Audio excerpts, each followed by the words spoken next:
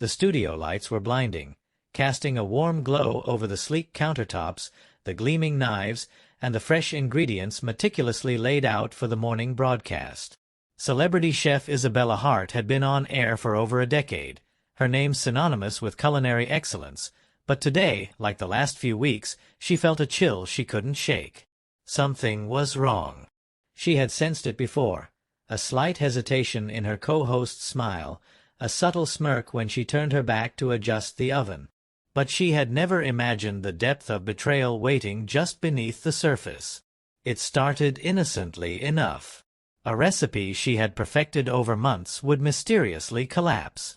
Her signature soufflé, light and airy one day, turned dense and soggy the next.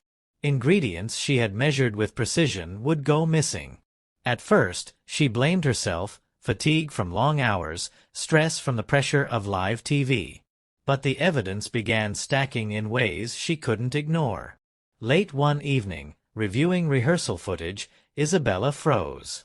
There it was, unmistakable. Her co-host, Claire, her friend for over 15 years, someone she had trusted with her life, tampering with the ingredients during a commercial break.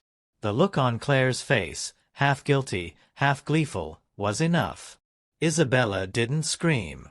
She didn't confront. Not yet. That was the key.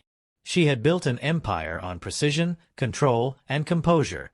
Losing her temper now would only give her enemies the satisfaction. Instead, she began documenting every incident, recording Claire's sabotage with her phone, hiding small cameras in the studio, tracing every minor mistake to its origin. And then she took it a step further. She anonymously leaked small clips of mistakes to social media. Each leak carefully curated, the soufflé collapsing, a sauce boiling over, a burnt garnish. Fans assumed it was Isabella's off day, the internet buzzed with speculation, and Claire began to feel the pressure without ever knowing where it was coming from. Meanwhile, Isabella's spouse, Daniel, seemed to drift further from her.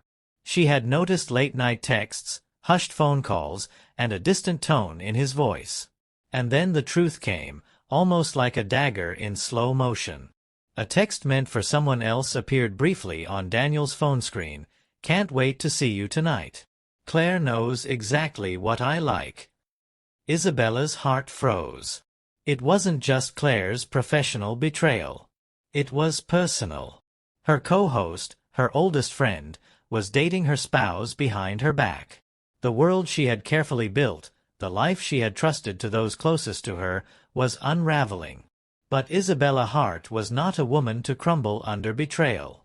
She decided to fight on her own terms, silently, strategically, with patience and cruelty masked behind a serene smile.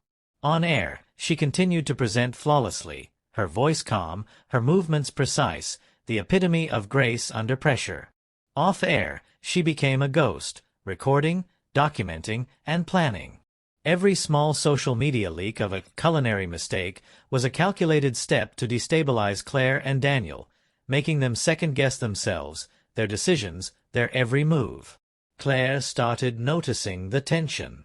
The smirk that once felt victorious now faltered each time the cameras rolled. Her hands shook slightly as she whisked sauces. She stumbled over lines she had delivered perfectly for years. Daniel, too, was becoming erratic, defensive in private, cold in public, questioning whether Isabella had noticed more than she let on. Every whisper between them became a potential trap. Every glance over a shoulder filled them with paranoia. One evening, during a live primetime episode, Isabella executed the first major strike. As the cameras rolled, she subtly adjusted a dish Claire had prepared, just enough so that, when tasted, it revealed a tiny, almost imperceptible flaw. The live audience noticed, but Isabella's calm reaction made it seem accidental. Moments later, a clip surfaced online, anonymously, of the exact mishap. The comments flooded in, "Claire's off today? Is Isabella having a meltdown? Something's not right." Panic set in. Claire's eyes darted toward Isabella, and Daniel's jaw tightened. Isabella's quiet satisfaction was immeasurable. She was winning without a single word. Weeks passed, and the tension grew unbearable for her betrayers. Claire became increasingly reckless, her attempts to sabotage Isabella's dishes now sloppy and obvious. Daniel, terrified of being exposed, withdrew emotionally, apologizing, arguing, pleading, all behind the scenes. Isabella, in contrast, never lost her composure. She invited them to a private dinner under the guise of reconciliation, but every word she spoke, every gesture she made, was a reminder of her control. The final act came during the season finale, broadcast live to millions. Isabella revealed a new recipe she had been developing in secret, one so complex that any mistake would be disastrous. Claire, tasked with assisting, attempted her usual interference, only to find that Isabella had anticipated every move. Cameras caught Claire's frantic attempts to compensate, her hands trembling, ingredients spilling, all under the unflinching gaze of Isabella. Daniel, helplessly watching, realized too late the depth of Isabella's plan. After the final segment, Isabella addressed the camera, her voice steady, her smile perfect. "Cooking is about trust, precision, and passion," she said. "Sometimes, we realize that those we trust most are not always honest with us. But the truth, like any recipe, has a way of revealing itself in the end." The subtle pause, the glimmer in her eyes, was enough. Online, her anonymous clips went viral, now contextualized with her statement. Fans pieced together the sabotage, the leaks, the tension. Claire and Daniel were exposed, their duplicity clear. Isabella didn't humiliate them publicly. She didn't need to. Her control, her calm, and her strategic patience did the work for her. Claire's career faltered, Daniel's credibility as a partner and professional was ruined, and Isabella, finally free from deceit, stood tall, her reputation untarnished, her empire intact.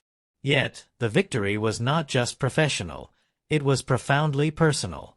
She had endured betrayal from the two people she loved most, navigated it with grace, and emerged unbroken. In the quiet after the storm, Isabella returned to her kitchen alone. The studio was empty, the lights dimmed, the ingredients untouched. She inhaled deeply, feeling a sense of peace she hadn't known in months. Betrayal had cut deep, but it had also forged something stronger.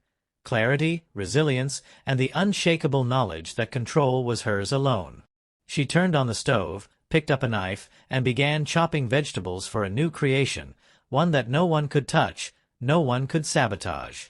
This was her world, her rules, and her triumph, quiet, strategic, and absolute.